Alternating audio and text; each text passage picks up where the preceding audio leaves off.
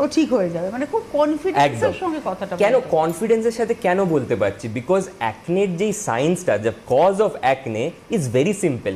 বাকি জিনিসের যে কজগুলো হয়, পিগমেন্টেশন, হেয়ার লস, এগুলো কিন্তু ভেরি কমপ্লেক্স। এইগুলোর পেছনে যেই মেকানিজমগুলো কাজ করে ওটা কিন্তু ভেরি কমপ্লেক্স। আজকে যদি আমি বলি ছবি কেউ যদি তুলতে চায়, ফোন বের করবে, ছবি তুলে ফেললো। আগেকার দিনে কি করতে হতো, ডিএসএলআর ক্যামেরা ছিল, ডিএসএলআর ক্যামেরা সেট করতে, জুম করতে, অনেক কিছু করতে হতো, লেন্স লাগাতে, ঘোরাতে হতো ছবি তুলতে।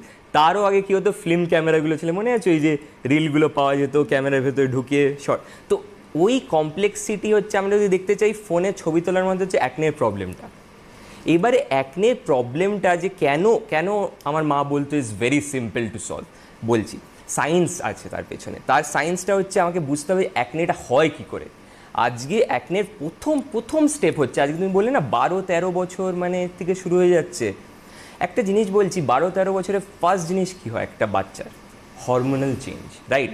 অ্যাডোলেসেন্সে বাচ্চা যায়, তো অ্যাডোলেসেন্সে কী হচ্ছে, হরমোনসগুলো চেঞ্জ হচ্ছে, হরমোনাল একটা চেঞ্জ হচ্ছে।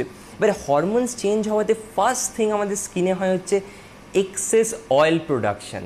মানে সেবামটা আমাদের স্কিনে প্রচুর প্রোডাকশন হতে আরম্ভ করে, যেটা নর্মাল হয় তার থেকে আরও বেড়ে যায়।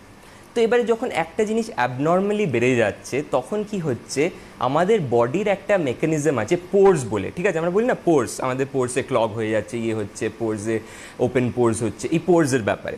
তো আমাদের পোর্স থেকে যে সেবাসিয়াস গ্ল্যান্ড থেকে যে সেবামটা বেরোচ্ছে, পোর্সে গিয়ে কিন্তু ওখানে অনেকটা ফিল হয়ে যাচ্ছে, ঠিক আছে? বোঝো, এবারে ফিল হয়ে যাওয়ার পর আমাদের যে ডেড স্কিন সেলগুলো আছে ওগুলো কিন্তু ওখানে জমে যাচ্ছে। জমে যাওয়ার পর কি হচ্ছে, ওখানে blackheads and whiteheads হচ্ছে। Blackheads and whiteheads আমরা সবাই শুনেছি।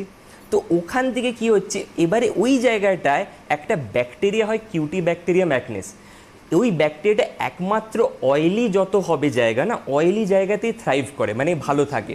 আজকে যদি বলি মশা, রাইট, বলে না স্থির জল রাখতে নেই, রাখলে কি হবে, মশা ডিম পারবে। সেম আজকে কিউটি ব্যাকটেরিয়াম অ্যাকনেস কিন্তু ওই অয়েলি জায়গাতেই খুঁজছে, যে অয়েল যেখানে আছে। এবারে সেখানে হয়ে ইমিউন সিস্টেম কি বলছে, আমাকে ওই ব্যাকটেরিয়াটাকে মারতে হবে। তখন কি হচ্ছে, মারতে গিয়ে কি হচ্ছে, ইনফ্লামেশন হচ্ছে।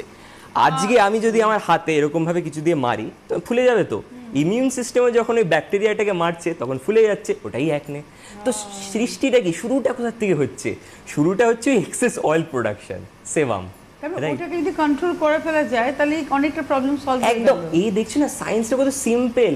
আজকে হেয়ার লস বা পিগমেন্টেশন কিন্তু অনেক কমপ্লেক্স।